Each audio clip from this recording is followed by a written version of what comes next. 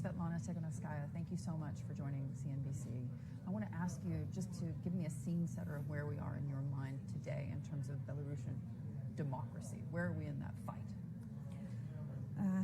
Look, we are, I would say, on the front line of fight for democratic changes in Belarus. It's a very difficult path because now we fight not only for democratic changes in our country, we are fighting for the very existence of Belarus, for our independence and sovereignty. Because when Lukashenko became collaborator to Putin in this war against Ukrainians, he has to show loyalty. He's like selling our country piece by piece, to him, and our independence is our most value, and we want to defect this. It's very difficult. People are still being detained in Belarus. New detentions happen every day, and people under such a huge repressions and tyranny, they continue their underground fight, and they are simultaneously support Ukrainians as much as possible, because we realize that the fate of Ukraine and fate of Belarus are intertwined, and without free Ukraine there will be no free Belarus, but also vice versa. While regime is in the power, there will be constant threat to Ukraine, to our other neighbors. So Belarus is a part of this crisis, and this crisis has to be solved in complex. You say you're part and parcel with Ukraine in that fight. I want to ask what the relationship in your mind is today between Belarus and Russia. Are you seeing cracks between Mr. Putin and Mr. Lukashenko just as a direct result of the last several weeks introducing military conscription, the threat of nuclear war?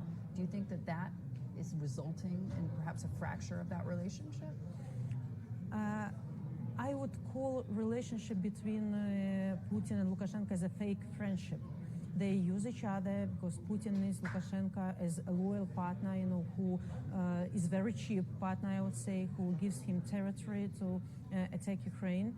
And Lukashenko needs Putin because he's backing his power in Belarus. Without Putin, Lukashenko wouldn't survive events of 2020.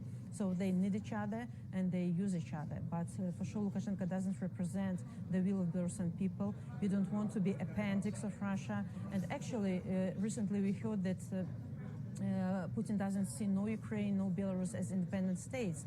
And these imperialistic ambitions, they spread for as our vassals, territory. If you will.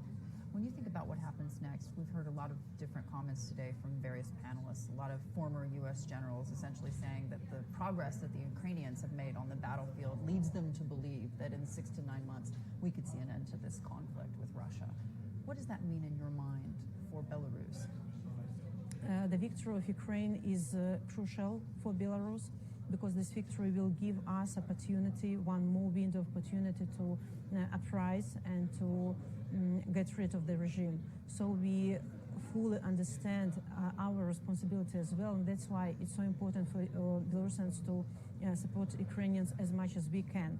When the war has started, Belarusian partisans disrupted railways to slow down Russian equipment going to Ukraine.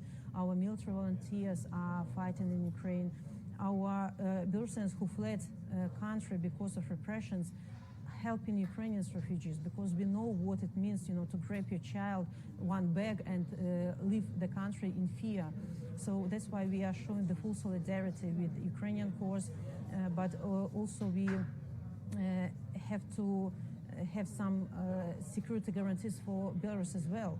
You can't abandon Belarus after Ukrainians' victory, and there should be a strategy towards Belarus should be developed in our allied countries.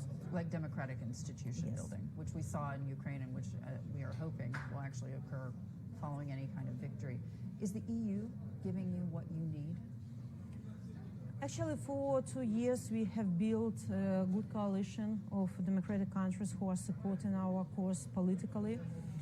And now what we need is consistency of action. So there is two-sided approach towards Belarus. On the one hand, we need pressure, economic pressure, political pressure on the regime to exhaust them. On the other hand, we need assistance to civil society. Really, people have to survive in these circumstances, and we need support to our media to fight with Kremlin propaganda. We need assistance to our human rights defending centers who are supporting our political prisoners. We need support to work on our national identity, because for many years Lukashenko's regime was ruining our language, our national institutions, and we need to recover everything. So and also the demand should be the withdrawal of Russian troops not only from territory of Ukraine but also from territory of Belarus, and it should be clear message that we are standing with Belarus on their path to democratic changes. Final question. When you think of Belarus as a state, as an independent country, do you feel that Lukashenko is holding your nation hostage?